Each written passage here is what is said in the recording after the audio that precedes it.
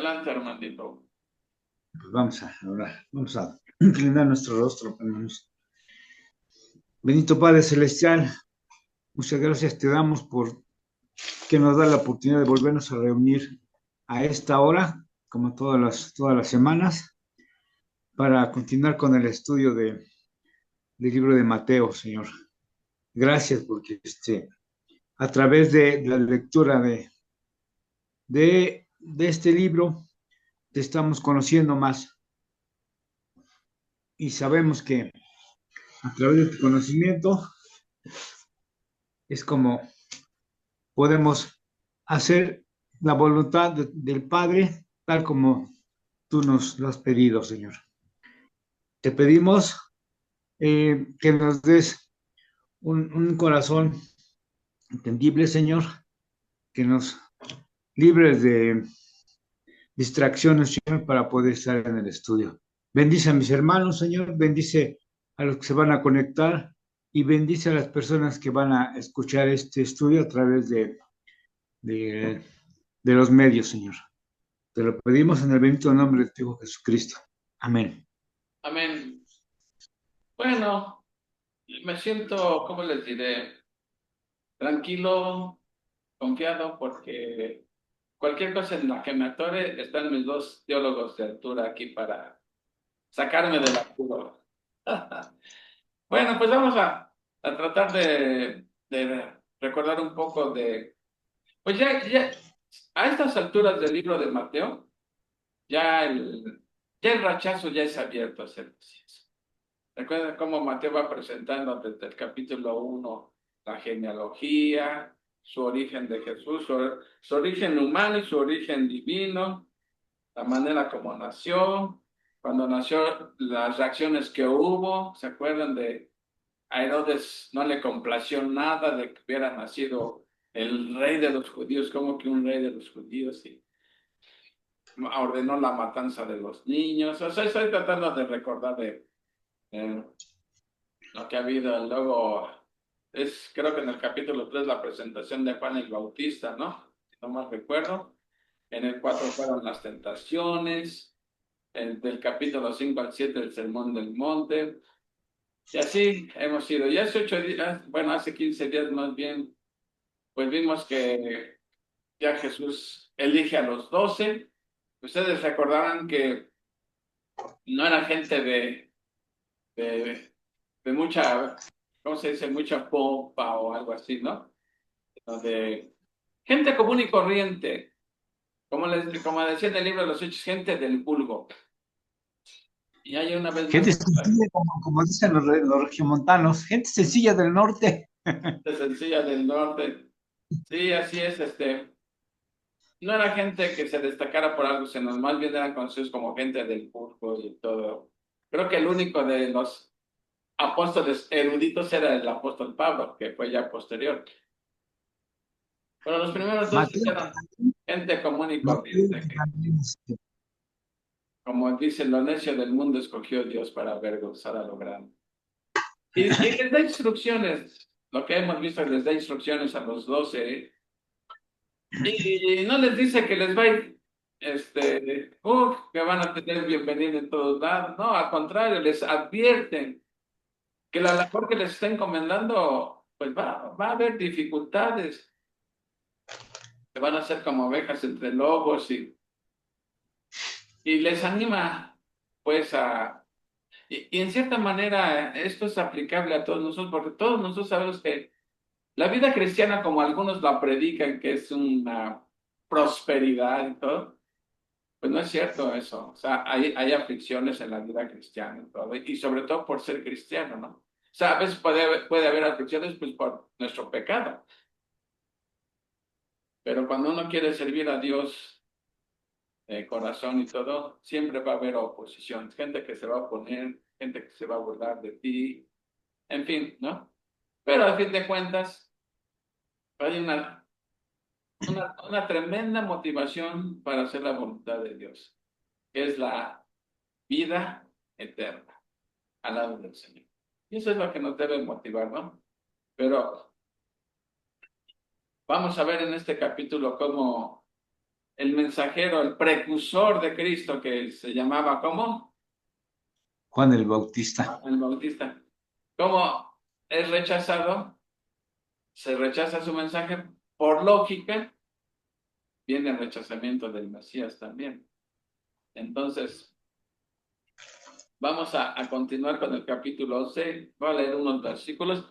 Y bueno, y vamos a ir comentando, porque esto de que Juan el Bautista, que si dudó, no dudó, que si crisis de fe o no era crisis de fe, vamos a ir a platicar a ver qué tuvieron oportunidad ustedes de leer eso. Dice, cuando Jesús terminó de dar instrucciones a sus 12 discípulos, esas instrucciones son las que les dije que, pues les va a ir como en feria, no crean que va a ser tan sencillito, ¿no? Pero adelante, no se me desanimen. Se fue de allí a enseñar y a predicar en las ciudades de ellos. Aquí, ¿de qué ciudades se estará refiriendo Mateo? Porque vi que se refiere a las ciudades de los apóstoles, pues, o sea, al norte, en Galilea, pues. Otros dicen que se refieren a las ciudades de todos los judíos. Yo me inclino más a pensar que a las ciudades de ellos se está refiriendo a las ciudades del norte de Israel, ¿no? O sea, la zona que es, acuérdense que era Judea, Samaria, más arriba, y Galilea. Pienso yo que se refiere a las ciudades de Galilea, pero bueno, como quiera que sea, Jesús ahora sí que les mandó a su propedéutico, a su entrenamiento, para que vieran lo que les iba a esperar cuando ya Jesús no estuviera. O sea, que manda a sus discípulos, a los 12 apóstoles, y él se separa de ellos para seguir enseñando y predicando. Y de alguna manera los empieza a soltar ya para que vayan practicando, ¿no? Bueno, pero aquí es donde viene aquí un poco la confusión. Dice, y al oír Juan se refiere a Juan el Bautista. En la cárcel, Juan estaba en la cárcel. ¿Por qué? ¿Qué pasó? A ver, díganme por qué estaba Juan en la cárcel. Porque había denunciado a Herodinas, la que era Herodes. esposa, Herodías. Estaba casado con el rey Herodes, pero resulta que era su cuñada, ¿no? Que estaba casada con Felipe, su hermano.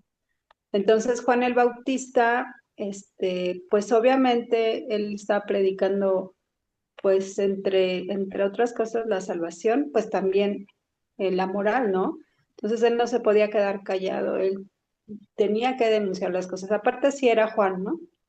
Eh, También yo pienso que de cierta manera, como veía que Jesús era tranquilo, pues él sanaba, o sea, él no agredía a las personas o no las confrontaba como Juan el Bautista lo hacía.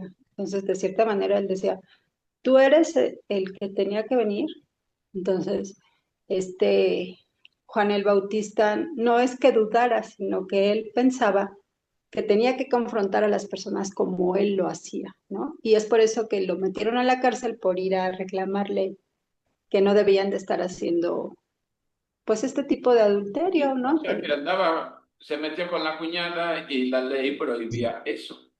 Y aquí vemos una cosa, una aplicación para nosotros. O sea, los otros líderes religiosos, pues no le decían nada a Herodes, pues porque No, era el rey Herodes, ¿no?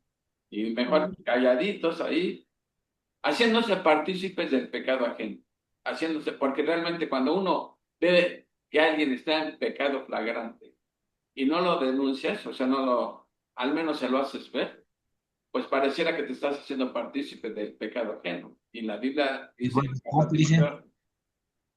no te hagas partícipe de pecados ajenos. Ahora tú, Armando, te ibas a decir que no.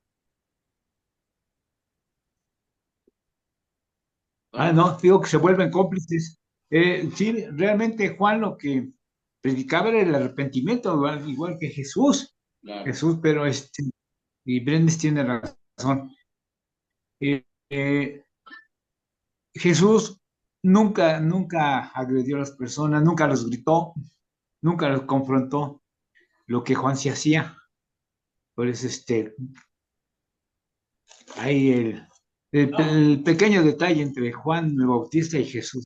bueno, pero Jesús sí confrontaba a los pecados, amaba a los pecadores, pero no, ¿cómo se dice? No toleraba su pecado, pues no lo alcahueteaba, pues el pecado. Porque acuérdate de la mujer adúltera, dijo, vete y no peques más, ¿no? Entonces, Pues, lo que pasa es que Juan el Bautista, pues era fiel a la palabra, ¿no? Y todo lo que, miren, siendo un hombre de Dios, un profeta, ¿cómo iba a quedarse callado? Él tenía que exhibir el pecado, aunque fuera el rey, aunque fuera el...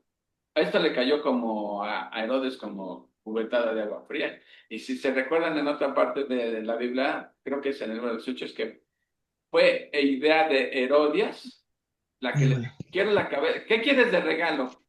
Ah, la cabeza de Juan. Yo, Buenas noches. Ya, buenas noches, Manuelita. ya. Tráiganme la Ahora cabeza sí. de Juan con regalo y un moñito aquí arriba. Órale. Y lo Era su decapitaron. sobrina, ¿no? A final de cuentas, que era Salomé, la hija de Salomón Herodías. Ah, sí, Herodías, sí. cierto. Donde Era vean su que fallo, corrijan. Entonces, este, pues, pero antes de eso lo encarcelan a Juan. Por eso es que aquí en el versículo 2 dice, y al oír Juan en la cárcel. Entonces ya vimos por qué estaba en la cárcel, por haber denunciado el pecado del rey Herodes al andar con su cuñada.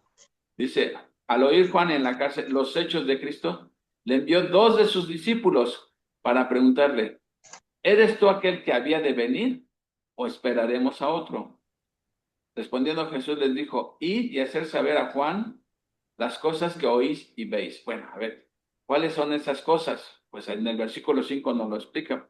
¿Qué cosas son? Pues que los ciegos ven, los cojos andan, los leprosos son limpiados, los sordos oyen, los muertos son resucitados, y a los pobres es anunciado el Evangelio. Y bienaventurado es el que no haya tropiezo en mí. A ver, aquí es donde hay un poco de confusión y la verdad no tengo una postura muy exacta o muy firme de qué es lo que está pasando aquí. Porque, a ver ustedes qué opinan al respecto o qué leyeron. Unos dicen que fue una crisis de fe de Juan, que como todo cristiano, aunque sean maduros, podemos caer en una crisis de fe. Y puede ser, les puede pasar a mí, les puede pasar a ustedes. Otros dicen que lo hizo más que nada, no por la incredulidad de él o la duda de él, sino más bien lo hizo por sus discípulos que quizá estaban siendo celosos de que Jesús estaba creciendo y su maestro estaba menguando. Otros dicen eso. Otros dicen que, espérenme tantito, un segundito, ¿eh? Espérenme. Bueno,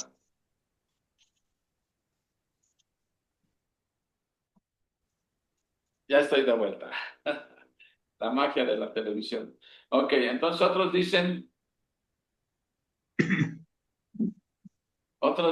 que pues no estaba dudando para nada.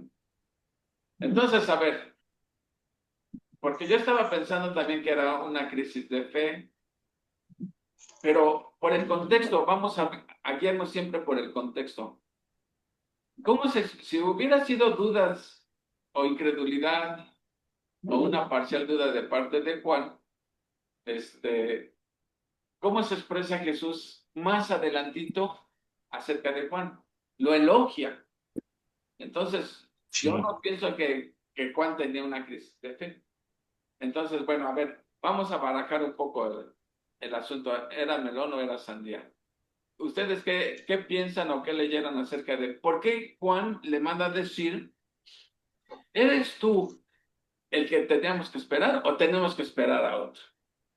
Fue un caso de una duda, de incredulidad. ¿Qué fue? Porque acuérdense que en unos capítulos antes dijo, he aquí el Cordero de Dios que quita el pecado del mundo. Lo dijo con una seguridad y él fue testigo de que Jesús cuando fue bautizado se oyó la voz del cielo que este es mi hijo amado en quien tengo complacencia y descendió el Espíritu Santo en forma de paloma, etcétera. ¿Creen que después de haber dicho eso Juan iba a tener Papo, alguna... ¿me escucha? Sí, te escuchamos, Pati. Buenas noches. Hola, buenas noches. Bueno, quizá, o sea, después de revisar más o menos ahora sí que el pasaje, la situación, y de haber escuchado también, como que dije, híjoles, aquí no sé qué vaya a ser lo que Juan haya sentido, pero yo creo que, quizá Juan pensó que o sea, que Jesús iba a liberar al pueblo o que lo iba a liberar a él, porque sabía que estaba haciendo muchos milagros y que además estaba, sanando, que estaba haciendo muchas cosas. Entonces, quizá él pensó, bueno, si es el Hijo de Dios o es alguien también, obviamente, de Dios, pues es él quien va a ser el Mesías, es él al que se van a sacrificar. O sea, el que va a sacrificarse es el Cordero de Dios, o tenemos que esperar a alguien más, porque a lo mejor él también esperaba esa salvación que se le habían prometido, pero pensó que era una salvación física, no digamos, o sea, salvación de librarlo de la prisión. Bueno, Esa es mi conclusión. no, y esa es otra postura que Juan podría ser el que está representando el malentendido de toda la nación de Israel, que esperaban una cosa cuando en realidad no estaba sucediendo eso. Pero bueno, después Ujú. escuché un comentario que sí me hizo poner en duda mis... Bueno, yo pensaba que sí era una crisis de fe, pero pienso que por el contexto no es crisis de fe. A ver, Brendis y Armandito o Manuelita, ¿qué leyeron al respecto de... por qué esa pregunta de Juan? Porque sí llama la atención. Hombre, tan seguro estaba que dijo, este es el Cordero de Dios, y ahora dudando, ¿eres tú o esperaré pues a otro? A ver, Brendis. Pues es que concuerdo mucho con lo que dice Pati, ¿no? Porque recordemos que los judíos esperaban siempre un salvador, pero un guerrero, no un salvador como Jesucristo, ¿no? Ellos querían un guerrero que los liberara de la opresión romana y toda esta situación. Cuando este Juan ve que Jesús efectivamente está sanando, está curando a los enfermos, o al menos lo escuchó porque él estaba encarcelado, pero como dices, vio que efectivamente Dios dijo que era su hijo. Pero más que nada es eso, que él esperaba una reacción, así como hace rato lo comenté, ¿no? Que esperaba que Jesús agarrara la espada y que acabara con todas estas injusticias que se les hacían a los judíos por parte de los romanos, ¿no? Esta opresión. Entonces, bueno, pues sí, efectivamente, él pensó esto. Y más que dudar, solamente quería saber, ¿no? Si de boca de Jesús o que otras personas le preguntaran para que así se cerciorara de que efectivamente, y no nada más que le llegara a él, porque le dijo, ve y dile, obviamente sus seguidores le fueron a decir a Jesús y Jesús los regresó para decirle a Juan que sí, ¿no? Que él era el Mesías. Entonces, así se expandió todo, así se expandió que él era el Hijo de Dios y que él era el Mesías, el que los iba a salvar de esta opresión, pero no sabían los judíos de cómo los iba a salvar. No sabían que espiritualmente los iba a salvar de la muerte eterna del pecado, ¿no? Entonces, pues, más o menos coincido con la postura Del Pati. Bueno, más o menos eso es lo que, si leyeron el comentario de Carballosa, dice que más que una crisis de fe fue una crisis de paciencia, que se estaba impacientando, que como si él era el mero mero porque él seguía en la cárcel y todo, como que la paciencia le estaba agotando. A ver tú, Armandito. Bueno, en realidad, Juan, estando preso, pensaba que si Jesús era el Mesías, se preguntó, bueno, ¿por qué estoy preso, no? Se supone que él debe de venir a salvarnos, tanto físicamente como espiritualmente. Así que él esperaba que derrotara la maldad, que juzgara el pecado y que viniera o que introdujera el reino, su reino. pero pues todo fue diferente, Bueno, porque pensaba una ¿Sí me cosa, pero escuchan? Jesús iba a Yo hacer creo lo que es la voluntad del Padre, no lo que pensara ajá. la humanidad. bueno, Eso es más lo o que menos en esas posturas andaba yo así, pero miren, ¿usted, Manuelita, quiere comentar allá algo al respecto? Sí, A ver, ¿usted qué bueno, escuchó de eso? sí me escuchan, ¿verdad? Adelante. Sí, Sí. Ah, bueno, Juan el Bautista fue enviado por Dios para dar testimonio a Israel de la cercanía del reino de Dios. Juan como profeta conocía los pensamientos y conocía de aquellos, pues la religión que ellos tenían. Aquí él, al ver el que muchos de los fariseos, seduceos, venían a su bautismo, les decía, generación de víboras, dice, ah, ¿Quién les o sea, enseñó a huir de la ira venidera? conocían, bueno, les enseñó a huir de la ira de venidera. Juan fue más grande de los profetas del Antiguo Testamento, porque él vio con, con sus, con sus propios ojos y participó en el cumplimiento de lo que los anteriores profetizaron. El reino de los cielos sufre violencia. Juan el Bautista provoca una fuerte reacción, habiendo sido apresado, ya que era víctima del salvajismo de Herodes, pero el reino no pudo ser sometido por la violencia humana. Ya sabemos por qué Herodes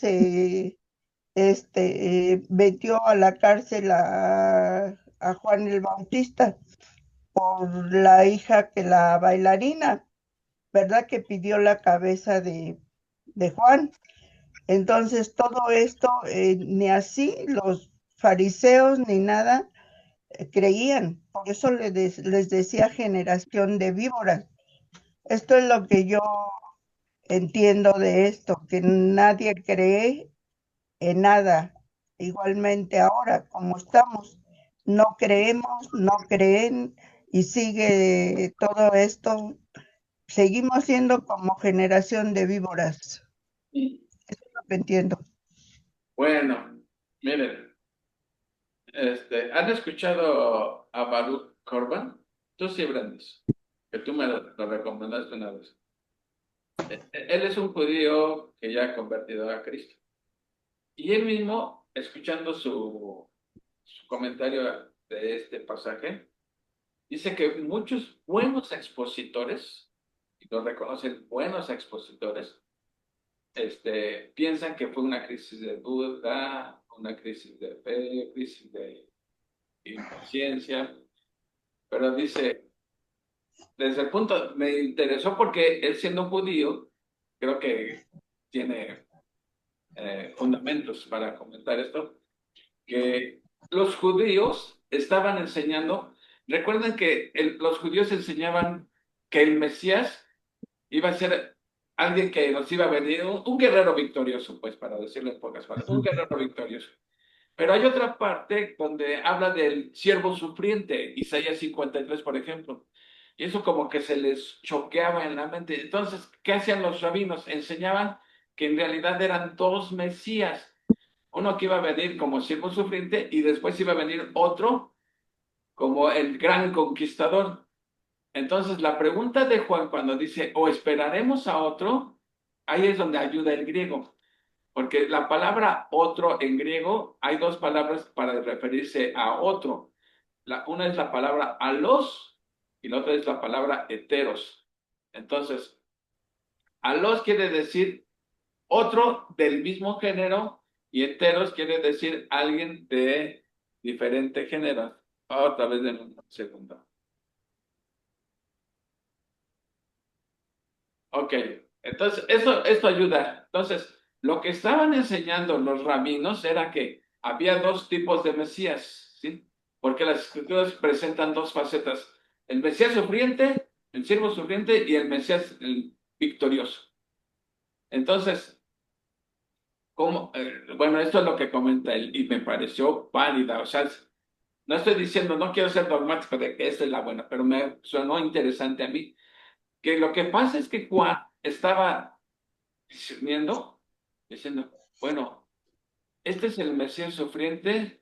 ¿Es el Mesías victorioso? ¿O en realidad es un solo Mesías que va a cumplir los dos propósitos de Dios? Venir primero como el siervo sufriente y después va a venir otra vez como el siervo victorioso, como el guerrero victorioso. Eso era lo que, como que no es que estuviera dudando de que Jesús era el Mesías, sino como la enseñanza era que venía un siervo, un Mesías como siervo sufriente y después iba a venir otro como el gran guerrero. Él está cavilando en su mente diciendo, a lo mejor no son dos Mesías, a lo mejor es un solo Mesías, porque cuando dice, tendremos que esperar a otro diferente, ¿sí?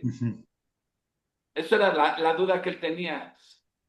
Entonces, creo que Juan estaba llegando a la conclusión, no, en realidad es un solo Mesías y lo que pasa es que viene con dos misiones diferentes, misericordia, bautismo en el Espíritu y bautismo en juicio. Y como nada más hasta ese momento estaba él viendo pura misericordia y no se ejecutaban los juicios en contra de los enemigos, pues dice, bueno, ¿será que es el mismo, pero tiene dos facetas que cumplir? O sea, va a venir dos veces, como que como que esa era la duda que tenía Juan.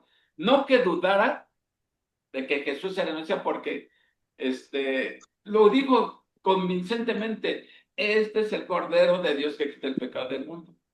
Pero él pensaba originalmente que a lo mejor iba a después venir otro Mesías, el guerrero victorioso, y empieza a cavilar en su mente y dice, o sea, a lo mejor no es que sean dos Mesías, es uno solo, pero que va a venir dos veces. A mí me pareció interesante esa explicación y se las comparto, ¿sí? Y ahora sí que, pues, digo, un segundito, Armando, porque después él dice, si Juan estuviera dudando de que Jesús era el Mesías, por por la forma en que se expresó después de él, pues como que se esperaría que dijeran, no lo pondría de ejemplo a alguien que está dudando de él, ¿no? Bueno, a No, ver, ¿qué opinan de eso? A ver, Armandito. no, bueno, lo que pasa, a mí ya me surge otra pregunta. Tal como lo acabas de explicar, y a mí me pareció muy interesante, surge la pregunta de que, bueno, solamente Juan pensaba de esa manera porque los rabinos, los líderes religiosos no tenían ni idea porque dudaban mucho de Jesús. Es más, no lo aceptaban como el Mesías a tal grado que mejor, a pesar de tantas señales que había dado Jesús como Mesías, curando a los enfermos, incluso hasta resucitando muertos, ellos creían que tenían el poder por el demonio y no por el Espíritu Santo. Más adelante pues, se va a ver esto, porque los va a juzgar Jesús. Pero esa es mi pregunta, ¿no? Solamente Juan pensaba de esa manera, porque los rabinos de plano no lo aceptaron. No solamente los rabinos, sino el pueblo en general estaban esperando el guerrero victorioso, no el siervo sufriente. Y la evidencia es que en las sinagogas siempre omitían leer Isaías 53, porque a ellos no les cabía en la cabeza que el Mesías fuera a ser alguien que va y va a ser crucificado, sufriente, y que le iban a escupir, etcétera. Eso no les cabía en la cabeza.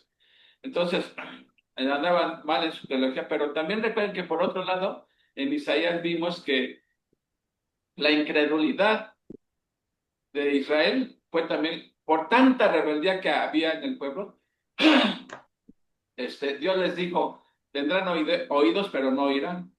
¿Sí? O sea, la incredulidad fue también parte del juicio de Dios, como están hasta ahorita. La incredulidad de Israel es parte del juicio de Dios que emitió sobre su pueblo, ¿sí? Que engrosaría su corazón para que oyendo no escucharan. Entonces, ¿se acuerdan que lo vimos en Isaías eso, no?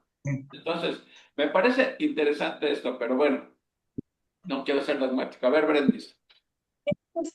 Sí tiene mucha lógica esto que comenta Baruch, porque vemos que les preguntaban los discípulos a Jesús, ¿por qué les hablas en parábolas?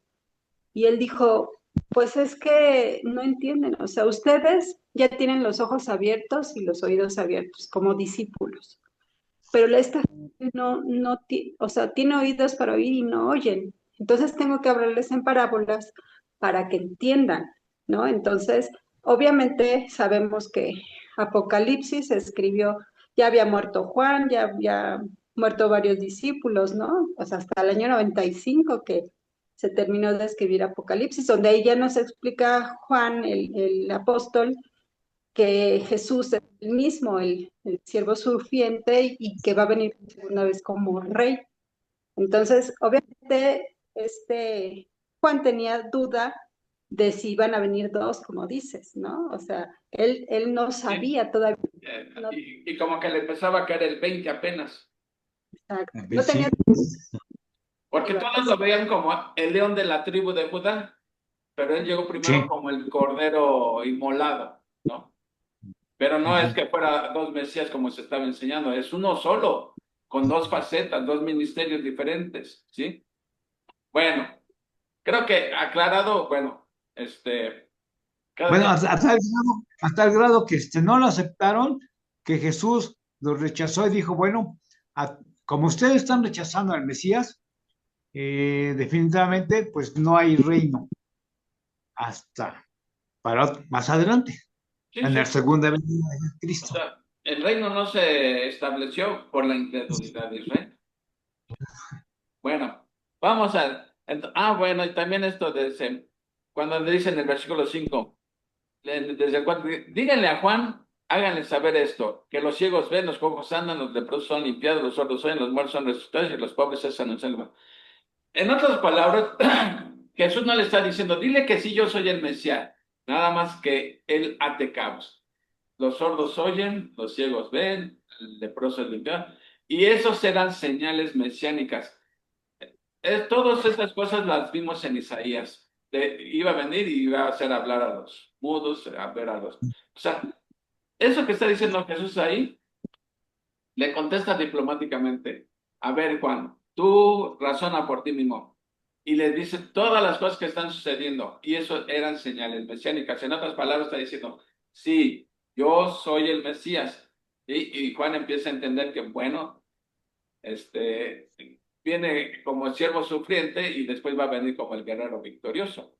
A mí me parece con mucho fundamento esa postura de, bueno, dice, pero luego dice aquí, y bienaventurado es el que no haya tropiezo en mí. ¿Cómo entendieron esa frase? Bienaventurado es el que no haya tropiezo en mí. Bienaventurado el que cree en mí y que no cree que soy un falso Mesías, ¿no?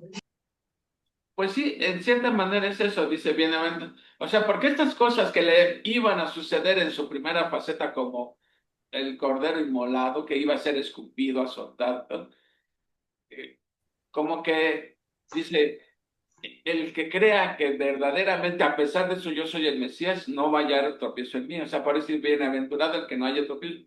Porque para un judío pensar que su Mesías iba a terminar como un criminal ahí crucificado, esos eran los que estaban hallando tropiezo en él. Entonces, por eso dice, bienaventurado es el que no haya tropiezo en mí. O sea, en otras palabras, el que crea que a pesar de que voy a morir crucificado, yo soy el Mesías, ¿sí? Pero primero tenía que redimir el pecado antes de regresar como guerrero victorioso. Entonces, por eso dice, bienaventurado es el que no haya tropiezo en mí. Mientras ellos se iban, comenzó Jesús a decir de Juan a la gente, fíjense, si hubiera sido una duda de fe, una crisis de fe, que Juan estuviera dudando, bueno, a lo mejor me equivoqué, no es, pues no es lógico que Jesús se esté expresando tan finamente de Juan, ¿sí? O sea, Jesús no se fue con la finta de que estaba dudando acerca de su identidad, sino que no, estaba apenas entendiendo que el Mesías traía dos facetas diferentes, ¿sí? Y estaba presentándose primero como la primera faceta del siervo sufriente. Bueno, dice, mientras ellos se iban, comenzó Jesús a decir de Juan a la gente, ¿qué saliste a ver al desierto? A ver, esto está interesante. ¿Por qué dice que saliste a ver al desierto? Porque Juan predicaba en el desierto, ¿se acuerdan? Dice, una Sí, caña sacudida por el viento. ¿Cómo podemos entender eso de una caña sacudida por el viento? O sea, en otras palabras está diciendo, ¿a quién fueron a ver? ¿A alguien que cambia de opinión tan rápidamente? Que primero piensa una cosa y luego piensa otra. A ese fue el que fueron a ver al desierto. O sea, eso es lo que está diciendo Jesús, haciéndoles razonar a la gente. Dice, ¿o qué saliste a ver? ¿A un hombre cubierto de vestiduras delicadas? O sea, alguien de mucha pompa y así. Ustedes saben cómo vestía Juan. Humildemente, o sea, con Muy humildemente. piel de camello y no sé qué, y comía. Lo que, prácticamente decía como Elías, ajá, pero sí. Entonces dice, pues ¿a quién creen que fueron a ver? ¿A una gente indecisa? ¿Sí? Alguien que cambia de opinión fácilmente. Les dice, ¿salieron a ver a un profeta? Sí, a un profeta salieron a ver, porque vean lo que dice aquí. He aquí los que llevan las vestiduras delicadas en las casas de los reyes están, o sea, están la gente popis, pues, por así decirlo. Dice, ¿pero qué saliste a ver? ¿A un profeta? Y vean lo que dice. Sí, os digo, y más que profeta, o sea, está diciendo, sí, Juan era un profeta, y un profeta es un vocero de Dios.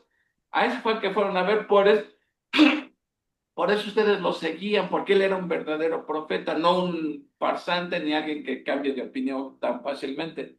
Y la prueba está que Juan era de mucha convicción, firme en sus convicciones, ¿sí? Digo, a la postre eso le costó la vida, ¿no? Porque por ser de convicciones, pues le dijo a Herodes su pecado y pues, pero así era, dice, él era un profeta. Dice, además dice, y más que un profeta, o sea, no era un profeta cualquiera, él dice, es más que un profeta, ¿por qué?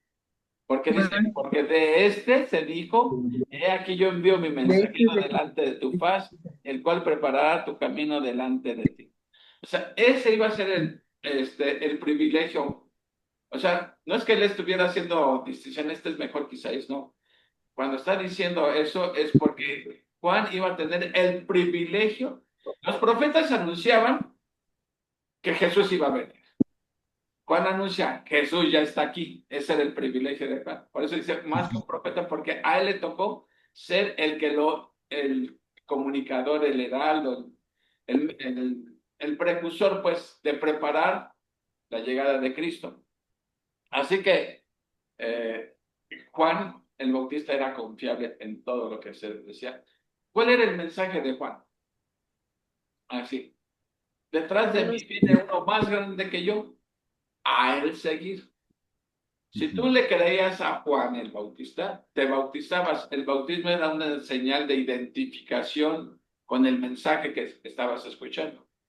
Entonces la gente que se bautizaba dice, sí, cuando venga el otro, voy a seguir al otro. Por eso Juan dijo, es necesario que yo mengüe y que él crezca. Bueno, de cierto os digo, vean cómo sigue alabando a Juan. Digo, sería incongruente que después de que si Juan estaba dudando, él se estuviera expresando así de esta manera. Por eso me voy más por la opinión de Baruch Corman. De cierto os digo, entre los que nacen de mujer, no se ha levantado otro mayor que Juan el Bautista. O sea, de los que nacen de mujer, quiere decir que, pues de todos los hombres, los que nacen de mujer, los que nacen naturalmente, o sea, tu ningún ser hombre. humano ha sido mayor que Juan el Bautista, por el privilegio que tuvo Juan, ¿sí? Y le llama el Bautista porque, bueno, porque bautizaba así, pero aparte por el Bautizaban en el significado del bautismo. Ustedes saben que el bautismo simboliza muerte y resurrección. O sea, muerte, sepultura y resurrección. Cuando una persona se Pero bautiza, eso, perdón, oh, perdón, Japo, pero digamos, ese es el significado ahora, ¿no? Pero ajá, en aquel entonces, cuando Juan bautizaba, no tenía el mismo significado. no, no, no, pero me refiero a que el bautismo significa identificación con el mensaje que se escucha. Ah, Vamos a ver, sí. regresémonos 2000 años y ahí vemos a Juan predicando. ¿Va a venir uno mayor que yo? a él tienen que seguir. Tienen que dejar de ser mis discípulos y seguirlo ahora a él. Yo me bautizaba, ¿por qué? Porque estoy creyendo el mensaje, ¿sí? Y cuando apareciera el otro, Sí, ahora claro. tengo que seguir al otro, ¿sí? Entonces, el mensaje era, pero ya en el bautismo cristiano, ¿sí? Significa, bueno, ahí significa nada más un acto de identificación con el mensaje, pero ahora en el mensaje cristiano, en el evangelio cristiano, es que la muerte, que nosotros morimos a la vieja vida, ¿sí? Y resucitamos a una nueva vida. De la potestad de las tinieblas. Eso es lo que simboliza el bautismo. Fíjense, por eso la forma de bautizar debe de ser por inmersión. ¿Qué quiere decir? Porque ilustra realmente lo que significa, ¿sí? A un muerto hay que sepultarlo, ¿sí? Y después, cuando nosotros estamos muertos en delitos y pecados, dice la Biblia, ¿sí? Te sepultan, o sea, te meten abajo del agua y sales a una nueva vida. Eso es lo que simboliza el bautismo, ¿sí? Entonces, por eso, y en otras palabras, quiere decir que Cristo también, de acuerdo al significado, al simbolismo del bautismo, también murió, fue sepultado y resucitó. Bueno, pues espiritualmente sucede lo mismo cuando uno pone su fe en Jesucristo. Se bautiza no, quiero hacer la aclaración, no para ser salvo, porque la salvación no es por obras, es por la pura gracia de Dios, ¿sí? Por la fe, por gracia por medio de la fe. Ok. Entonces, si alguien que pone su fe en Jesucristo no se bautiza, ¿qué pasa? ¿No se va al cielo ya? No. Sí, se va. Claro que se va porque no es por obras, no es fe más obras. Y si fuera necesario el bautismo, entonces ya sería fe más obras. Claro. Eso Más bien, sucede. claro, o sea, más bien el bautismo espiritual que recibimos con el Espíritu Santo cuando somos sellados por el Espíritu, o sea, ese tipo de bautizo es el que nos salva, pero no el bautizo en agua. El bautizo en agua es, como dices, una representación de lo que estamos creyendo, que Jesús murió por nosotros, así nosotros vamos a morir, vamos a resucitar con Él, esa es nuestra esperanza y nos identificamos con ese mensaje. Exactamente. Cuando ponemos nuestra fe en Cristo, en el momento que tú pones tu fe en Jesucristo como tu único y suficiente Salvador, de acuerdo a la Biblia dice, eres bautizado por el Espíritu Santo. En ese momento ya eres Por salvo. el Espíritu. Y el bautismo en agua nada Sí. más es una ilustración gráfica, visual, de lo que sucedió espiritualmente. Estabas muerto, sepultado y naciste a una nueva vida. Es una sola bendición. Pero lo que estoy diciendo es que es una ordenanza que debemos de hacer todos, pero no es un requisito para ser salvo, porque el ladrón que murió en la cruz con Jesús a poco se bautizó y le dijo, hoy estarás. Ese ejemplo me gusta mucho. Mándeme. Digo, ese ejemplo, ¿no, Japo? Yo creo que es muy claro, porque digo, ese ejemplo del ladrón que se convirtió, o sea, ejemplifica cómo nada puede salvarte si no es que reconozcas tu necesidad de un salvador, que reconozcas que eres pecador, que tú no te puedes salvar y que la única salvación es poner tu vida en las manos de Cristo. O sea, definitivamente es eso. Porque el ladrón no pudo hacer nada, nadie lo bautizó, no se confesó con nadie. Lo único que confesó es que era culpable de los crímenes que lo estaban acusando y reconoció que Jesús era inocente, que él era el Hijo de Dios. O sea, hizo lo que se tenía que hacer para ser salvo. Fue una declaración de fe. Reconoció su culpabilidad y reconoció. Exacto. Ahora bien, ese es contundente. Pero hay otro versículo también donde Pablo a los corintios les dice, ¿ya se acuerdan que cuando vimos Corintios que unos eran seguidores de Pablo, otros de Pedro, otros de Apolos? Y les dice Pablo, bueno, ¿alguien se bautizó en mi nombre? ¿O se bautizaron en el nombre de Jesús? ¿O alguien se bautizó en mi nombre? Dice, gracias a Dios que Yo he bautizado, si acaso a fulano y sultano, dice, y no me acuerdo si se he bautizado más. ¿Por qué? Porque Dios no me mandó a bautizar, sino a predicar el evangelio. Entonces, si el bautismo fuera un requisito indispensable, pues Pablo está diciendo que se estoy haciendo incompleta la chamba porque no estoy bautizando casi a nadie. Sí, está claro respecto a qué significa el bautismo para nosotros los cristianos, ¿no? Sí.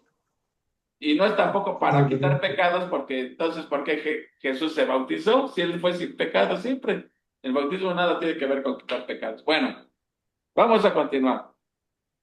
Entonces está diciendo que entre los que nacen de mujer no se ha levantado otro mayor que Juan el Bautista, pero el más pequeño en el reino de Dios, mayor es que él. ¿Qué está diciendo aquí? ¿Está haciendo distinción de personas? No, porque el reino todavía no se ha establecido. Y cuando a Juan le tocó vivir todavía en la dispensación de la ley, no de la gracia. Entonces, ¿qué quiere decir? Que todos los que estén en el reino de Dios, ¿sí? Son mayores, o sea, ¿cómo explicar esto de... No es cuestión de que esté haciendo diferencia de personas, sino de privilegios que tuvieron o de oportunidades. Por ejemplo, a nosotros nos está tocando vivir una época mejor que la de la dispensación de la ley, ¿sí o no es cierto? Claro. Por donde le Sí, porque busquemos. además nosotros ya sabemos del Mesías, ya sabemos lo que hizo, o sea, no fuimos testigos físicos, pero confiamos en el testimonio de Dios, o sea, sabemos que en Cristo se cumplen las promesas que Dios le había hecho a su pueblo. Exacto. Entonces, siempre el método de salvación de Dios siempre ha sido por gracia, por medio de la fe, porque nosotros volteamos a ver al pasado, como dices tú, no fuimos testigos, volteamos al pasado y ponemos nuestra fe en aquel que murió hace 2000 años. Pero los de la antigua dispensación ponían su fe en alguien que iba a venir a morir por sus pecados. O sea, ellos ponían su fe a futuro, nosotros le estamos poniendo a pasado, pero el método de salvación siempre ha sido por gracia, por medio de la fe, por creerle a Dios. Bueno, entonces por eso dice que mayor es el que de este reino es mayor que Juan. Sí, tenemos muchos privilegios que no tuvo Juan. Dice, desde los días de Juan el Bautista hasta ahora, el reino de los cielos sufre violencia y los violentos lo arrebatan. Esa frase también me costó trabajo entenderla. Tengo que estar leyendo varios comentarios y tampoco están en una decisión unánime. ¿Qué leyeron ustedes al respecto de que eh, desde los días de Juan el Bautista hasta ahora, el reino de los cielos sufre violencia y los violentos lo arrebatan? ¿Leyeron algo al respecto? Uh-huh. No. No, escuchamos nada más una predicación también donde pues creen que o sea, desde el tiempo de Juan y desde el Cristo había oposición en contra de Jesús, o sea, que se rebelaba, pues ahora sí que pues todos los que no creían en Dios en contra de él y actúan pues en persecución o quieren pues sí, como que levantarse en contra de que pues la gente se convierta. Pero fue lo único que Yo la verdad no encontramos. entendí Bueno, que escuchamos. no entendí yo muy bien esto porque a veces piensas, los violentos, pues suena a violencia, ¿no? Algo, pues el reino de los cielos sufre violencia y los violentos lo arrebatan. Pero creo que la traducción no está muy clara lo que quiere decir en griego. Como que quiere decir que, Podría ser que, por ejemplo, desde el tiempo de Juan, porque, por ejemplo, delante de Juan, o sea, todos los que con los que estaba Juan cuando bautizaron a Jesús, pues fueron testigos de que Dios declaró que era su hijo, ¿no? Y Juan, él también hace una declaración, y a raíz de eso, pues todos los judíos, digo, seguramente había algunos judíos o sea, que legítimamente seguían a Juan y tenían esa esperanza, pero quizá había otros que desde ese momento, desde que supieron quién era bueno, el enviado de Dios o el que se decía enviado de Dios, pues empezaron a sublevarse en contra de él, o sea, empezó la violencia en contra de Cristo. puede ser, o sea, porque y por el contexto Jesús está hablando de que va a haber oposición a su mensaje. Va a haber Pues, Sí. y se está viendo en este capítulo que la oposición está en plena efervescencia. Entonces, yo leí en un comentario que los violentos, hagan de cuenta, eran los fariseos y todo, pero más bien, Ujú. otros opinan que el mensaje va a haber, va a tener ataques, sí, va a haber oposición, y Ya. para pertenecer al reino de Dios tienes que mantenerte firme. Eh, Dice, y los violentos la arrebatan. La palabra violentos quiere decir alguien que se esfuerza en algo, ¿sí? Entonces, yo ahí me quedé un poco confuso, pero creo que entiendo que sí, que el mensaje va a haber oposición por el contexto, se los acaba de decir a sus discípulos, va a haber oposición, va a haber rechazo, va a haber ataques, y el que verdaderamente crea en él tiene que mantenerse firme. O sea, no podemos ser cristianos a medias tintas. Mantenernos firmes ante la persecución, se mantiene uno firme. Sí, eso es como, si es que lo entendí bien, eso es lo que yo entiendo, ¿no? Pero bueno, de que va a haber oposición, hay oposición, porque a veces la oposición nos hace dar vuelta atrás, ¿no? O sea, dar marcha atrás. Y él dice, Claro. en el reino hay que mantenerse firme, así como Juan. Juan estaba en la cárcel y se mantuvo firme y le costó la sí. vida, ¿sí? Y vemos que a todos los apóstoles les ha pasado lo mismo, ¿no? Entonces, pienso que esa podría ser la explicación, ¿no? Dice, y si queréis recibirlo del 14, él es aquel Japón. ¿sí? Perdón, Japón, una cosa. O sea, a Juan fue apresado porque enfrentó el pecado de Herodes, ¿verdad? ¿O fue arrestado por ser seguidor de Cristo? No, por denunciar el pecado de Herodes. Obviamente todo se confabuló porque acuérdense que Juan antes de ser arrestado les decía a los líderes, generación de víboras, hipócritas, ¿quién les enseñó a huir de la ira? O sea, como que no les caía muy bien. Y luego encima de eso está denunciando el pecado de Herodes, pues como que fue la excusa perfecta, ¿sí? Meterlo a la cárcel, ¿sí? Entonces, eh, el ser seguidor de Cristo o su vocero fue lo que propició, pero lo determinante fue por haber denunciado el pecado de Herodes. Porque acuérdense que, ¿cómo Ok. se llamaba la hija de la aprendiz? Que Eloísa, ¿cómo dijiste? Herodías. Ah, Elodia. No, ¿El odio? Herodias. No, Es la Herodías que es pidió la la cabeza esposa. de Herodes, pero porque estaban La celebrando creo, la esposa fiesta de su hija primera Salomé, ¿no? sí, Salomé. la Ok. esposa Salomé. de su hermano era Herodia. Ajá, sí. Ok. Sí. Bueno, y aquí luego dice, y si queréis recibirlo, él es aquel Elías que había de venir. El que tiene oídos para oír, oiga. A ver, dice, es el Elías que había de venir. ¿Se acuerdan que le habían preguntado a Juan, ¿tú eres el Cristo? No, no lo soy. ¿Tú eres Elías? No, tampoco lo soy. Entonces, ¿qué quiere decir Tampoco. de que Jesús está diciendo aquí? Él tiene, y si queréis recibir, él es aquel Elías que había de venir. ¿Era Elías o no era Elías, Juan? Porque llevaba una vida similar, ¿no? A la de Elías. Sí. Claro, por otro evangelio, creo que es Lucas que dice, vino en el poder y en el espíritu de Elías.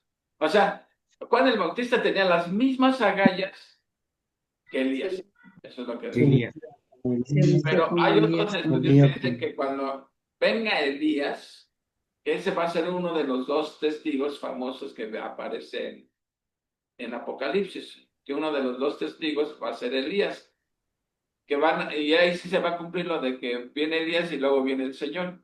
¿Sí? ¿Sí me explico? Sí. Sí, sí, sí. Sí. Sí. La llegada de Elías, la venida de Elías se pospone precisamente para antes de Ahora, la llegada obviamente del... que Juan el Bautista no podía ser Elías. ¿Por qué? Porque la Biblia está en contra de la reencarnación. Ujú. Entonces Elías Sí, no no, puede haber reencarnado en Juan. Eso sería una no. contradicción en la Biblia, ¿no? O sea, vino con las agallas de Elías. Sí. Bueno, dice, mas ¿a qué compararé a esta generación? Fíjense, Jesús va a utilizar una ilustración. Ya el rechazo está abierto en contra de Jesús, de Juan, del mensaje, todo. Y dice Jesús, bueno, ¿cómo les diré en una manera que ellos entiendan? Dice, hay que comparar esta generación y vean el símil que utilizan. Es semejante a los muchachos que se sientan en las plazas y dan voces a sus compañeros diciendo, os tocamos flauta y no bailaste, os endechamos y no lamentaste. A ver, en otras palabras está diciendo, hay personas que, aunque les toques música, no bailan. Y si están llorando por un muerto, no lo lamentan. O sea, son indiferentes totalmente. Entonces está diciendo Jesús, esta generación son totalmente indiferentes. ¿Cómo que? ¿Y por qué es que pone ese ejemplo? Dice, porque Incrédulos e insatisfechos, ¿no, Japó? También, sí, por ahora sí los que, versículos que también siguen. Después dice, primero uno no tomaba y todo, y tenía y le demonios. decían loco. Y ahora que yo estoy tomando, ahora también dicen que es del diablo. O sea, nada les daba gusto. Ándale. Quedaban insatisfechos de todas formas por la vanidad, porque ellos querían un Dios o ellos querían un plan de salvación A su modo. O sea que, como si dijera Jesús, bueno, a ustedes cómo les haré entender que soy el Mesías, que yo soy el verdadero Mesías, ya hice milagros y todo, ¿sí? Y permanecen indiferentes totalmente, ¿sí? O sea, es como, ahora si a una persona le dices, que ya no sé ni cómo agradarte, hago esto, no te agrada, hago lo otro, no te agrada. Es más o menos lo que está diciendo ahí Jesús, ¿no?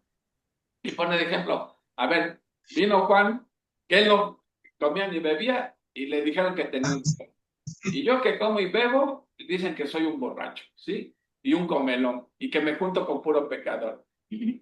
O sea, ahí se ve que cuando alguien tiene el corazón duro, híjole, nada le parece, nada le parece. A todos les saca pretextos. Bueno, es semejante a los muchachos que se sientan en las plazas y dan voces a sus compañeros diciendo, os tocamos flauta y no bailaste, sondechamos y no lamentaste. O sea, como si dijéramos, a ver, saco el balón de fútbol, no quieres jugar. Saco el balón de básquetbol, tampoco quieres jugar. Saco el bat y la pelota de béisbol, tampoco quieres. O sea, nada te agrada. Así está diciendo Jesús que era esa generación. Ok. Vino el Hijo del Hombre que come y bebe y dicen, he aquí un hombre comilón y bebedor de vino, amigo de publicanos y de pecadores. Pero la sabiduría es justificada por sus hijos. O sea, ahí lo que está diciendo es que cuando dice sus hijos se está refiriendo, ¿a quién le estaba echando la indirecta de esa generación? A los líderes, a los que se creían que sabían todo. ¿Sí? A Ajá. los que se Y creían. dice, mejor la gente sencilla está entendiendo, abriendo sus oídos, ¿sí? Por eso dice aquí, pero la sabiduría es justificada por sus hijos, o sea, por la gente sencillita, ¿sí? Y los eruditos que se tachan. Y no es cierto eso también. La gente Sí. cuando se siente tan erudita le parece la palabra de Dios algo de locura. Y lo vemos entonces. Bueno, entonces ese es el comentario que Jesús hace sobre Juan. Entonces concluimos que no es que Juan haya dudado de que era Cristo, más bien estaba cayéndole el 20, que el Mesías no eran dos como estaban enseñando sus maestros, es uno solo con dos facetas diferentes, ¿sí?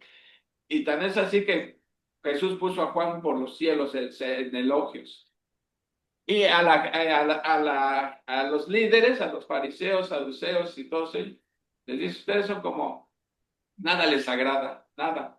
Aunque vean milagros, dicen que los hago por el poder de Satanás. ¿Se acuerdan que vimos eso también? Que decían, es que él tiene el pacto con el diablo, por eso no puede hacer eso. Bueno, ahora, ahora va sobre ciudades. Ahí estaba hablando de personas, ahora va sobre las ciudades. Dice, entonces comenzó a reconvenir a las ciudades en las cuales había hecho muchos de sus milagros, diciendo, ay de ti, Corazín, ay de ti, Betsaida, porque si en Tiro y en Sidón se hubieran hecho los milagros que han sido hechos en vosotras, tiempo ha que se hubieran arrepentido en silicio y en ceniza.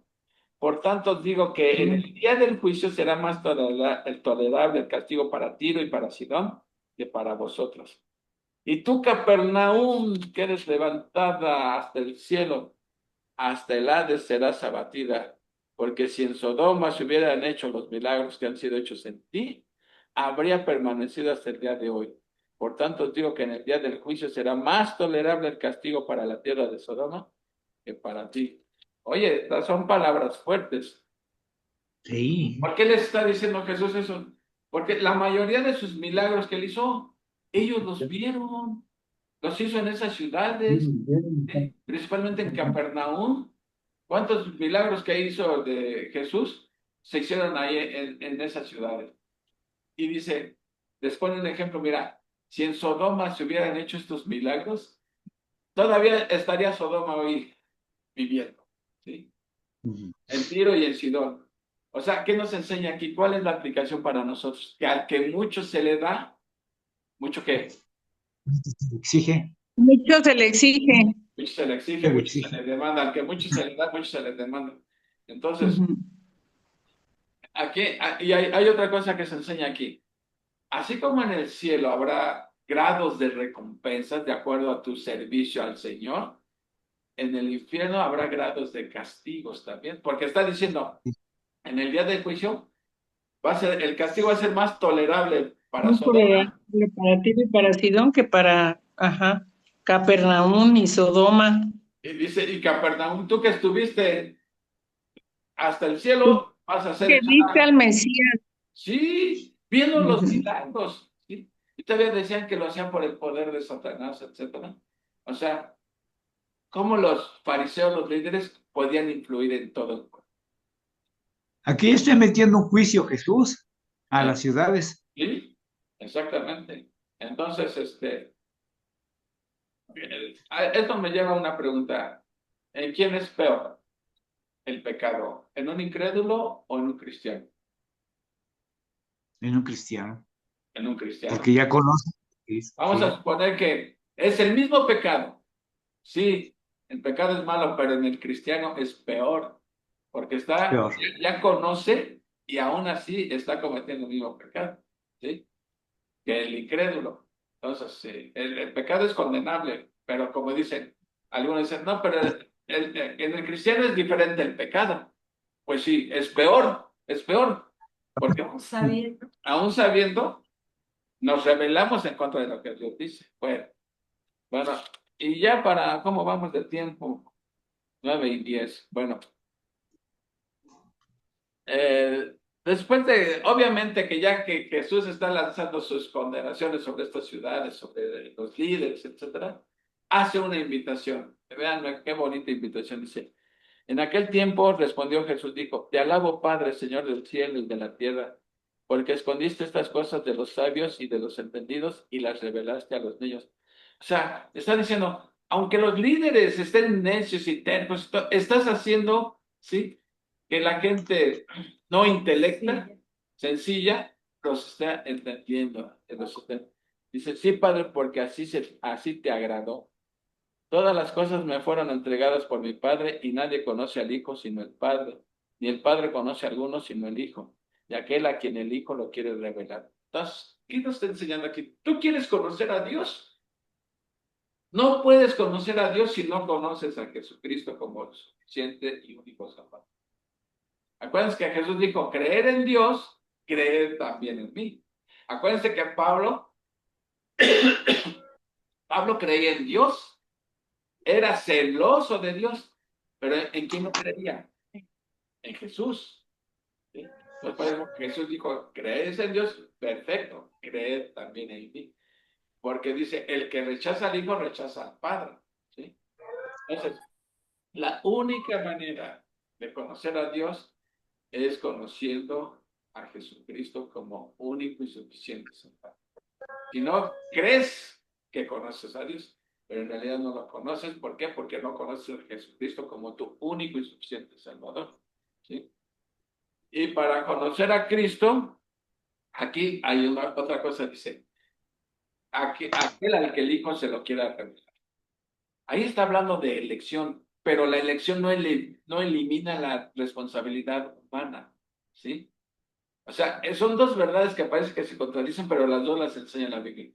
Dios elige, pero también tienes tú la responsabilidad de creer en Cristo, ¿sí?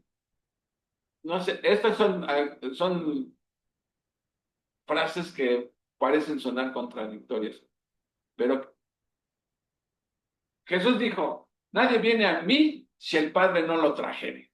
Elección. Y luego dice, y el que viene a mí, yo no lo echo fuera. O sea, no es que tú vayas en contra, que, yo no quiero creer y el Padre me está haciendo que crea. No, Dios cambia tu motivación. ¿Me explico? A lo mejor rechazabas a Cristo como tu Salvador, pero Dios hace algo para que tú vayas de manera voluntaria a Cristo, a sus pies de Cristo, ¿sí? No es que nadie se salva en su contra, todos vamos voluntariamente a Cristo, ¿sí? Pero ¿qué hizo que tu voluntad cambiara? Fue Dios. ¿Sí me explico? Sí. Digo, parece medio complicado esto, pero porque parecen cosas contradictorias, pero la Biblia es muy clara, ¿sí? Dios elige, pero no lleva a nadie a la fuerza. Actúa en tu voluntad. Miren, ¿cómo les diré? El borracho puede decir, bueno, yo entro a la cantina por mi propio gusto. Es mi voluntad entrar a la cantina y emborracharme. Pues sí, pero lo que no sabe es que su voluntad está esclavizada al pecado. Y él piensa que entra libremente, pero entra es porque su voluntad está esclavizada al pecado. Recuerden que Pablo en Romanos dice que todos estamos bajo pecado. Y esa preposición bajo es upo, ya te la sabes. Upo en griego, que significa bajo las órdenes de. Es un término militar. Entonces, en otras palabras, está diciendo que todos estamos bajo las órdenes del pecado, somos esclavos del pecado. Por eso, de eso nos libera Jesús, de estar bajo las órdenes y nos pone a su servicio ahora. Siervos de la injusticia, pasamos a ser siervos de la justicia. Se me va de repente el aire, perdón, pero creo que ya hablé mucho. Entonces, esto también tiene que ver con la rebeldía, ¿no? O sea, lo que pasó con Adán y Eva fue una rebeldía. Entonces, Dios no nos quiere decir, yo te estoy ordenando que creas en mí. O sea, Él nos está eligiendo, pero también nos está dando un corazón de carne y no nos está haciendo unos robots, personas que tenemos que seguir, como ahorita lo que acabas de explicar, que estamos bajo las órdenes de Satanás o del pecado. No, realmente aquí Dios nos está permitiendo que este corazón esté lleno de Él y nuestra mente esté llena de Él para que nosotros eh, lo sigamos, no seamos rebeldes pues como lo fuimos anteriormente, ¿no? Mira, yo creo que Pablo lo explica bien en Efesios. Dice, y vosotros estabas muertos en delitos y pecados. Y Él les dio vida a vosotros cuando estaban muertos. O sea, es lo que yo te digo. Si uno está muerto espiritualmente, no reaccionas a nada espiritual. O sea, aunque te digan, Dios te ama y que estás muerto espiritualmente. Entonces, si la decisión depende de ti, pues eso es una burla que te digan, que te pidan creer en alguien si estás espiritualmente muerto. Entonces, si Dios no toma la iniciativa, esa persona va a seguir muerta espiritualmente. Entonces, Dios toma la iniciativa de darte vida cuando estabas muerto para que puedas creer y voluntariamente vayas a Jesús. A ninguno de nosotros nos obligaron a creer en Jesús. Dice, fue mi voluntad creer y poner mi fe en Jesús, pero porque Dios trabajó en nuestra voluntad. ¿Sí? Por eso en Romanos también dice que Dios es el que nos busca, porque nosotros como pecadores nunca buscamos a Dios. Dios nos buscó primero y por esa búsqueda reaccionamos. Entonces Él nos regenera, nos vivifica, nos da vida para que podamos creer en Él. Entonces, todo es mérito de Dios. Nosotros no tenemos ningún mérito realmente, ¿no? Entonces, Él es el que nos busca. Exactamente. Miren, el punto de debate entre el arminianismo y el calvinismo es justamente eso. El arminiano dice, yo creí en Dios, creí en Cristo, por eso Dios me escogió. tengo mérito haber escogido creer en Cristo. Y el calvinista dice, no, Dios te escogió antes para que pudieras creer en Cristo. Ese es el debate que ha habido por siglos, ¿sí? Y nosotros que somos de corte de la predestinación y de la elección, pensamos que Dios se fijó en nosotros, porque como la Biblia lo dice, nos escogió en Él antes de la fundación del mundo. Y no fue por obras ni nada, porque como dice el canto, no hay nada bueno en nosotros como para que impresiones a Dios y Él te escoja. Fue su pura gracia que nos escoge y por eso pudimos creer en Cristo. Por eso hay personas que, entonces, bueno, le explico el Evangelio hasta con manzanitas y peras y todo, y no cree. ¿Cómo va a creer si está muerto espiritualmente? Si Dios no toma la iniciativa, ahí va a seguir cadáver. Sí, pero también dice que el Evangelio es poder de Dios para salvación a todo aquel que cree. Una vez que escuchas el Evangelio, ¿qué está haciendo? Ya Dios preparó tu corazón, como el caso de Lidia, que Dios preparó su corazón para que cuando escuchara a Pablo creyera. Así trabaja Dios y por eso todo el mérito es de Dios. Bueno, y dice, venid a mí, 28, venid a mí todos los que estén trabajados y cargados, y yo os haré descansar. Llevad mi yugo sobre vosotros y aprended de mí, que soy manso y humilde de corazón, y hallaréis descanso para vuestras almas, porque mi yugo es fácil y ligera mi carga. A ver, me gusta eso. Vamos a empezar. Cuando dice Jesús, venid a mí todos los que estáis trabajados y cargados, y os haré descansar. ¿A qué se está refiriendo Jesús? A cansados, como me siento yo ahorita, bien cansado, así que a cansancio físico, eso se refiere. No, Como agobio espiritual. Sí, porque miren, aquí se Esperanza. está dirigiendo los líderes fariseos con las cargas de la ley, el pueblo se sentía agobiado, así de que no puedo cumplirlo, estoy en la desesperación, por más que trato de cumplir la ley, siempre caigo en los mismos errores, diría el salmista, ¿no? Esas personas que espiritualmente estaban agobiados espiritualmente porque dicen, bueno, pues, ¿cómo le vamos a hacer? ¿Sí? Con tantas exigencias y luego todavía los fariseos nos ponen más exigencias de su cosecha. Esos eran los que estaban cargados y dicen, vengan a mí y yo los haré descansar. ¿Cómo? Por el Evangelio. El Evangelio de la gracia te va a hacer descansar. Y dice, llevad, aprended de mí que soy manso y humilde. ¿Sí? Llevad mi yugo. ¿Sí saben para qué es un yugo? Sí, que usan todos los bueyes. Exacto, es un instrumento que se le pone en el cuello a dos bueyes para que aren parejo. Sí, porque no uno jala para allá y otro para acá, ¿no? Entonces así, con el yugo, de ahí viene la palabra cónyuge, porque es con yugo, o sea que jalamos parejo, para donde vaya ella voy yo y para donde voy yo va ella. Ok, entonces, dice Jesús, ponte mi yugo, ¿sí? Sí, y te haré descansar. ¿Por qué? Porque quiere decir Jesús, yo voy a estar contigo siempre, en cualquier situación, yo voy a estar frente porque tenemos el yugo puesto. Nunca te voy a dejar. ¿Sí? Entonces, por eso dice, vengan a mí los que están cansados y los haré descansar. Pónganse en mi yugo. Siempre, lo que está diciendo es, siempre voy a estar contigo. ¿Sí? Si estás pasando problemas, ahí estoy yo. Si vas a estar feliz, ahí estoy yo contigo. Siempre voy a estar contigo porque por eso viene la palabra de yugo, de cónyuge, ¿no? De que estar siempre juntos. Entonces, es una invitación para los cargados. ¿Y quiénes son los cargados? Los que quieren justificarse por medio de guardar la ley. Entonces dice, olvídense de eso, pongan su fe en mí, que yo ya cumplí la ley como si lo hubieras cumplido tú, y yo te voy a ayudar a cumplir la ley ya. Esa es la diferencia entre la ley y la gracia. En la ley tenías que obedecer a fuerza, te parezco o no, pero aquí dice, si te pones mi yugo, yo voy a hacer que tú ames mi ley y te voy a ayudar a obedecerla, ¿sí? Y cuando llegues a fallar, existe el recurso del perdón, no se acaba el vínculo, seguimos aquí. El que cubre sus pecados no prosperará, pero el que los confiesa y se aparta, que alcanza. misericordia. Bueno, pues ya terminamos. Déjenme, 9:20, tenemos 10 minutitos para hacer algún comentario o algo.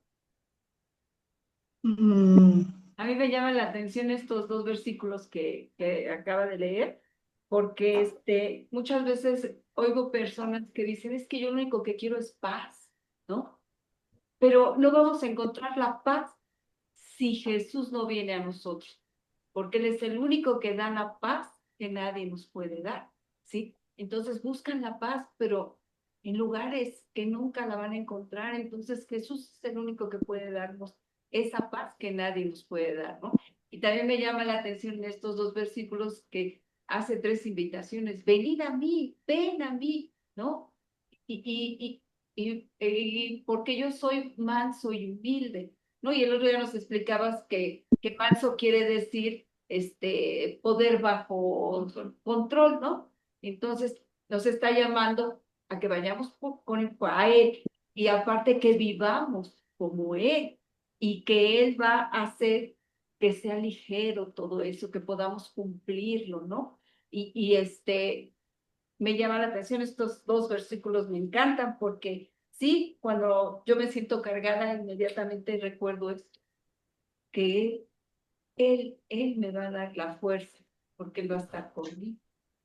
Y eso te da paz. Me da paz. Miren, hay una cosa interesante.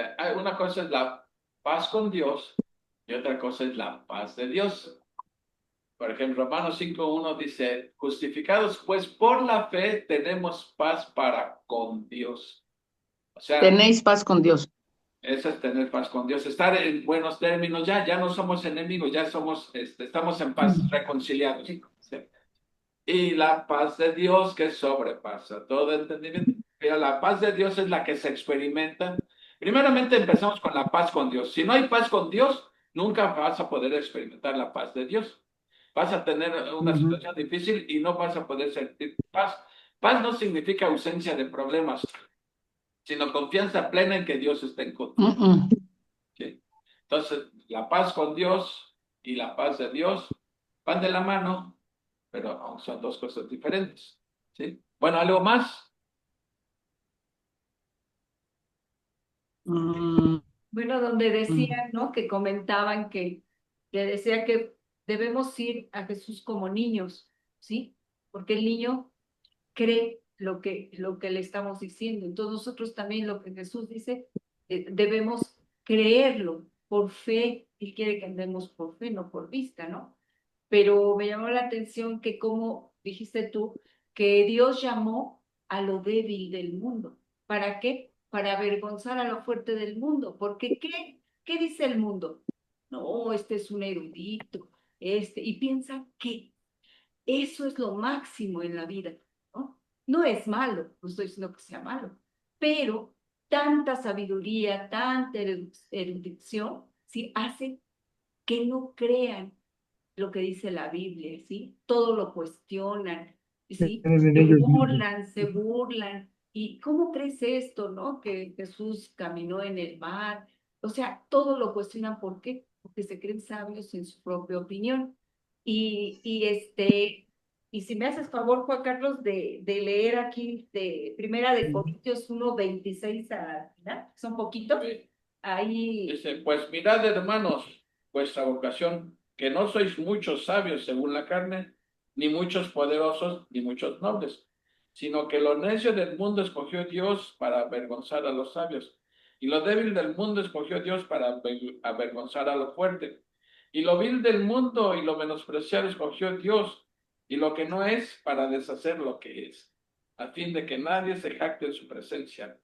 Mas por él estáis vosotros en Cristo Jesús, el cual nos ha sido hecho por Dios sabiduría, justificación, santificación y redención, para que, como está escrito, el que se gloría, gloríese en el Señor. Amén.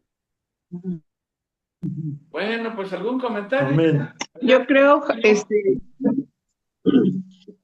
sí, Japo, con respecto a lo que comentó Leti, o sea, Leti tiene razón, o sea, Dios nos conoce y sabe cuáles son nuestras debilidades, y la primera es la vanidad.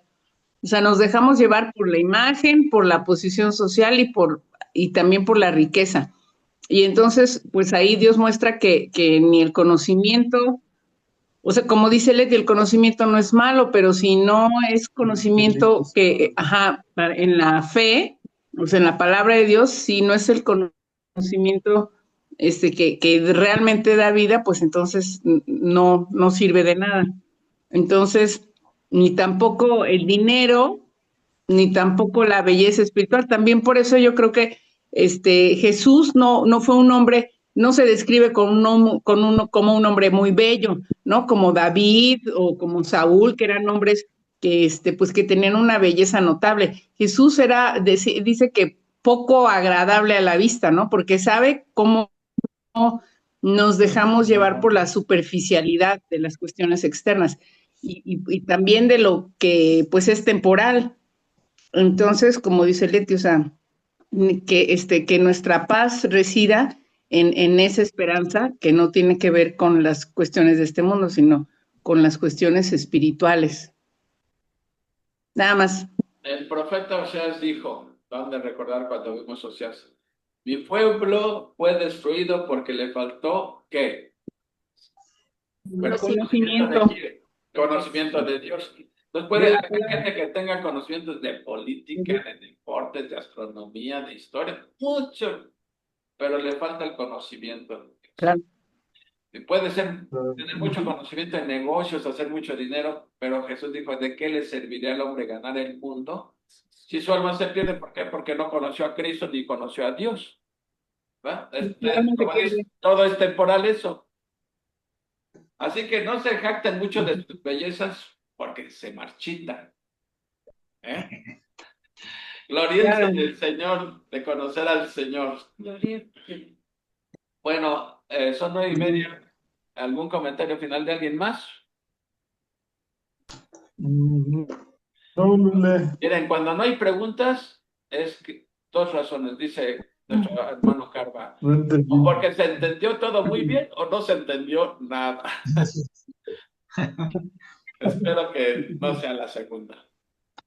Y nos vemos el próximo viernes con Mateo 12. Continúa el rechazo de Jesús. Te toca. Sí.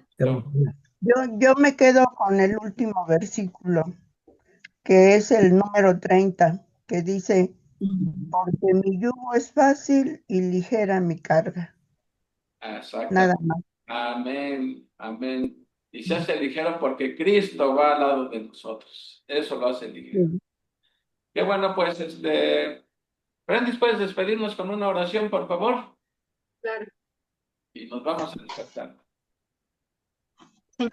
Padre Celestial, cuántas gracias te damos por la oportunidad que nos das de reunirnos en esta noche, Señor, para conocerte más, para conocer tu palabra, Señor, para darte la gloria y la honra a ti, Señor, porque como tú nos dices, Padre Santo, tu yugo es fácil de llevar, Padre Santo, porque tú estás a nuestro lado.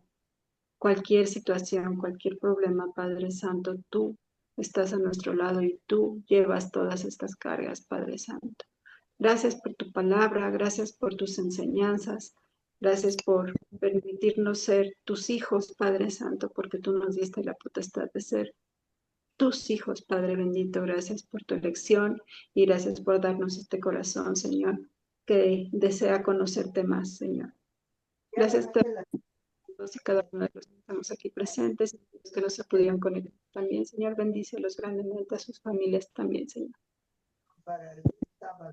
Pido por el Señor Cristo. Amén. Amén. Amén. Pues Dios les bendiga. Muchas gracias igualmente. Bye.